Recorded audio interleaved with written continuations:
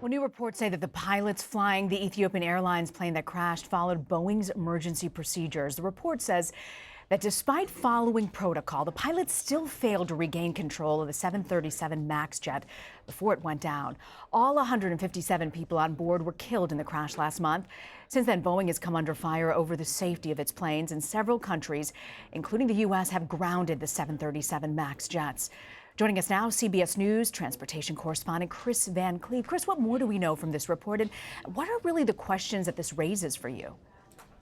Well, I think what we see here is we get a better understanding maybe of the chain of events as to what happened on Ethiopian 302. The plane takes off.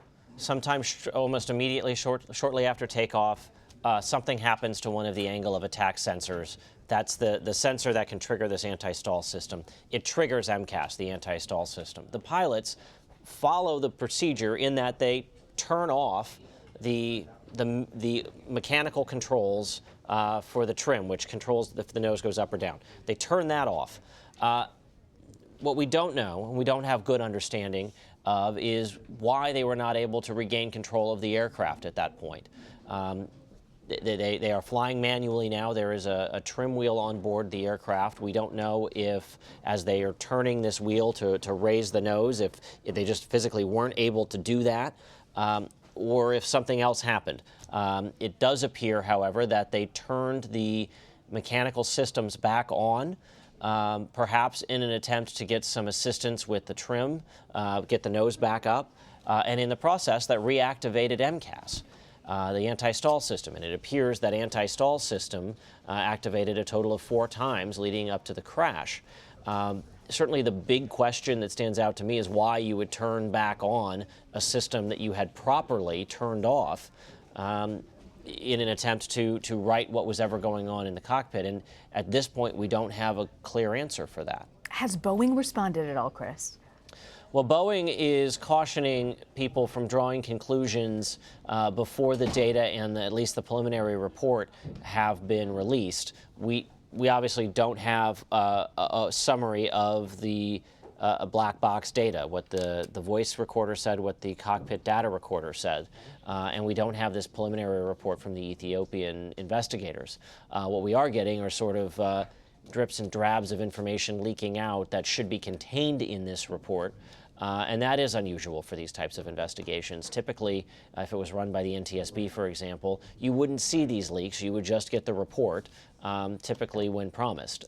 So that's unusual. And now the question that comes out of all of this, Boeing and the FAA told pilots, follow this procedure and take manual control of the airplane, and that should be enough to avert disaster.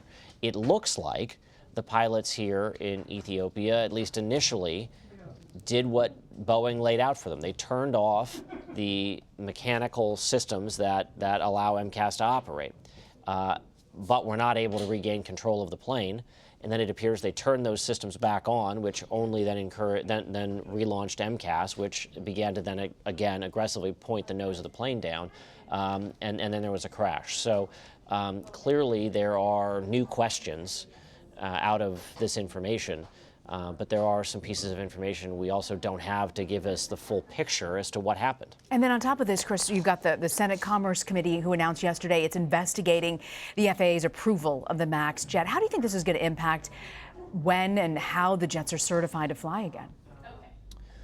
Well, so the Senate investigation is based on some whistleblowers that have come forward in the last week or so that are raising questions about the qualifications and training of FAA inspectors that were involved in the certification process. This is one of many investigations into the certification process of the MAX, and it is likely that those investigations will go on for months and months and months, probably long after the airplane is flying again. The bigger delay, I think, in getting the 737 MAX fleet back in the air is, one, the software update from Boeing. On Monday, Boeing said that there was more work that needed to be done on it, and that would likely delay giving it to the FAA for approval by a few weeks.